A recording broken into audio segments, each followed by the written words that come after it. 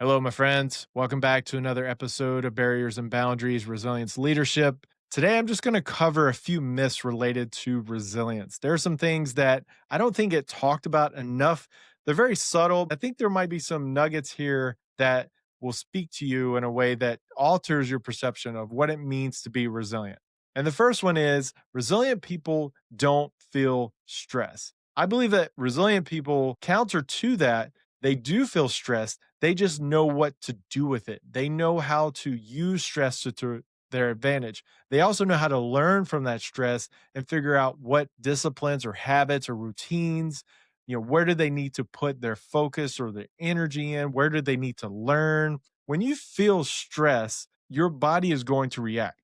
So hopefully those triggers inside your body, your mind, all of those come to light with something that allows you to grow and to move forward and to progress in whatever field or industry you're in. If you're a leader, this is something you have to pay attention to in your employees. You may have done a certain task 100 times, but if it's their first time, you need to go back and remember what that felt like. What did you feel like when you were going through it the first time? What can you engage in a way that helps them learn from your experience of having gone through it before? Remember, there's distress, the bad stress, there's eustress, which is that stress that's okay. I know it's painful, I know it's hard, but it's actually worth getting through because anything you work for is worth the work. Okay.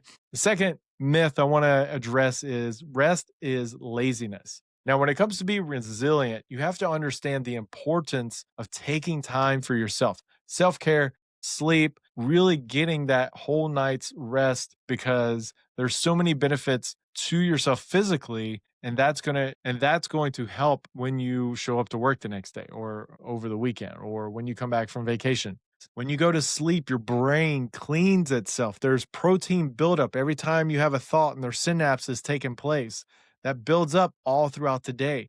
When you go to sleep, your brain cleans itself. That's the kind of stuff that helps provide clarity of thought, really being fresh when you go into the workplace. It requires sleep. There's way too much technology out there for you to not be able to measure how well you are sleeping. But rest in general, when you come home from work, are you trying to be tough? Are you trying to squeeze every bit of rest? Is not laziness. If you believe that rest is laziness, I'm not going to call you dumb or stupid.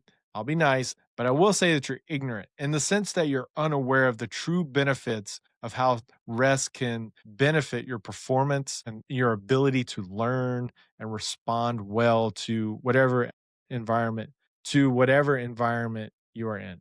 And the last one, real quick. Toughness fixes everything. There is a difference between being tough and being resilient. Now, being tough is your ability to work through stressors. That's a given.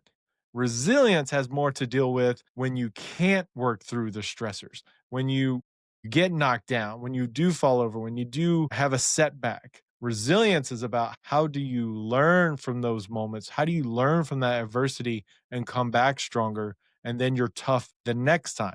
But toughness and resilience are not interchangeable. So I just want to clear the air on that. So resilient people do feel stressed. They just know what to do with it. Rest is not laziness. It's actually a benefiting factor that you must engage with if you're going to be resilient.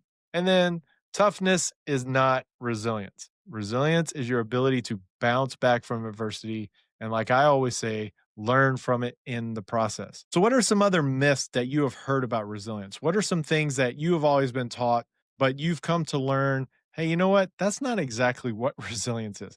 Now, I understand resilience is this massive aperture that we can look through, and there's so many conversations to have. That's why we're getting closer and closer to 100 episodes of the show because there is so much to talk about when we talk about resilience. Make a comment below. Let me know what you think about resilience. Let me know if you want to talk about resilience with me on this show. I welcome everybody. If they have a message that's centered around how do we help leaders create a better environment for their employees to grow? How do we develop tools that makes life easier, whether that's with AI or if that's just with processes or just talking and leading and developing people. There's so many different ways to build resilience. And I want to be all about that. I want to champion you and your message.